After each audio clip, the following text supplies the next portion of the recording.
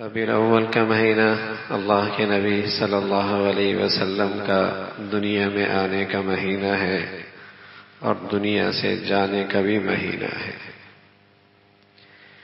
آپ علیہ الصلوۃ والسلام اسی مہینے میں دنیا میں تشریف لائے اور آپ کی واپسی بھی اسی مہینے میں ہوئی، آپ کی ولادت بھی اسی مہینے میں، آپ کی وفات بھی اسی مہینے میں۔ آپ علیہ الصلوۃ والسلام پیر کے دن صبح صادق کے بعد سورج نکلنے سے پہلے دنیا میں تشریف لائے۔ دن پیر کا تھا۔ تاریخ اسلامی 8 بھی روایت میں آتی ہے، 9 بھی آتی ہے، 12 بھی آتی ہے۔ البتہ جانے کی تاریخ پر تقریباً اتفاق ہے کہ آپ کی واپسی اس دنیا سے 12 تاریخ کو ہوئی ہے۔ آنے میں 8 بھی ہے، 9 بھی ہے، 12 بھی ہے۔ جانے میں تقریباً اتفاق ہے کہ آپ کی وفات 12 ربیع الاول کو ہوئی۔ اب تک تو ہم سنتے بھی آتے تھے 12 وفات 12 وفات، تو یوں آپ کا آنا بھی اسی مہینے میں ہے، جانا بھی اسی مہینے میں ہے۔ لیکن صدیاں گزر گئیں، مسلمانوں میں اس تاریخ پر کوئی جھگڑا نہیں، نہ مسلمانوں میں اس کی وجہ سے انتشار تھا نہ اختلاف تھا، اس لیے کہ مسلمانوں کے ہاں اسلام میں چونکہ سالگرہ کا تصور نہیں، کرسمس کے انداز کی خوشی کا تصور نہیں، مسلمانوں کے ہاں برسی کا تصور نہیں، مسلمانوں میں ہیں چونکہ ولادت پر نبی علیہ الصلوۃ والسلام نے نہ اپنی اماں کی برسی منائی ہے، نہ آپ نے اپنی اماں کی یوم ولادت منائی ہے۔ شہنشاہ کونین تھے، چاہتے تو اپنی اماں کی برسی بھی منا سکتے تھے اور چاہتے تو اپنی اماں کی یوم ولادت بھی منا سکتے تھے، اور محمد الرسول اللہ سید الکونین ہیں، امام الانبیاء ہیں۔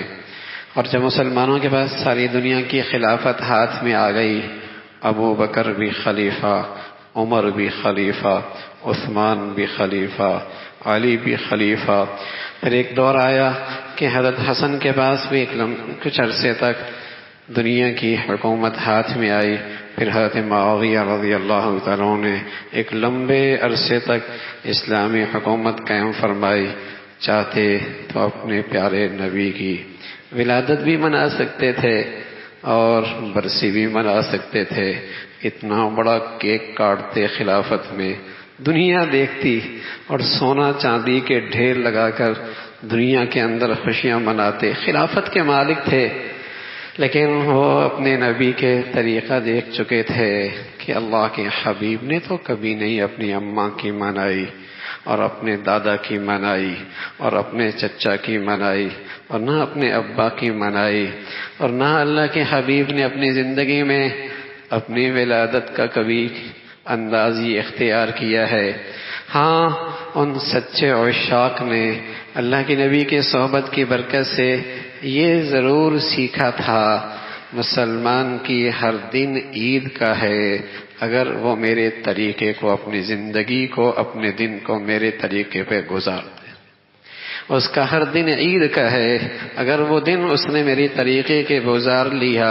میری جسم سے نکلنے والی اتنی حسین زندگی اللہ نے امت کو دی ہے، اگر اس کا وہ دن میری طریقے کے مطابق، میری بتائی ہوئی زندگی کے مطابق ہوا تو وہ دن اس کا عید کا ہے، خواہ اس دن وہ زندہ رہے تب بھی عید ہے، اور قسم خدا کی اس دن وہ مرتا ہے تب بھی اس کی عید ہے۔ اس کی یہ عید ہی عید ہے۔ اگر میرے حبیب صلی اللہ علیہ وسلم کی زندگی اپناتا ہے پھر تو عید ہی ہے۔ ایک دن نہیں، سال کے 12 مہینے اور سال کے 360 دن، وہ سارے دن اس مسلمان کی عید کے ہیں اگر وہ آقا مدنی کی زندگی پہ چلتا ہے۔ اللہ کے حبیب صلی اللہ علیہ وسلم کی زندگی تو بڑی خوبصورت زندگی ہے، وہ کوئی تماشا تو نہیں ہے۔ وہ عیسائیوں کے ہاں کھوکھلی محبت ہے، عیسائیوں کے ہاں کھوکھلی محبت ہے، ان کے ہاں عمل اطاعت نام کی کوئی چیز نہیں. وہ سال میں ایک دن اپنے نبی سے خوشی کا اظہار کرسمس کی شکل میں اظہار کر دیتے ہیں. مسلمانوں کے ہاں اس محبت کے کھوکھلے بن کا کوئی تصور نہیں. مسلمان تو ہر دن اپنے نبی سے عشق اور محبت کے ساتھ گزارتا ہے. اس کھوکھلی محبت کا اسلام میں کوئی تصور نہیں کہ سالانہ ایک دن، سالانہ چند دن، نہ. اسلام میں اس کھوکھلی محبت کا جس میں عمل اطاعت نہ ہو اس کا کوئی تصور نہیں ہے. اسلام میں تو نبی سے محبت اور عشق کا یہ انداز ہے کہ ہر دن نبی سے محبت اور عشق کا انداز اختیار کرو کہ ہر دن لگے یہ محمدی ہے،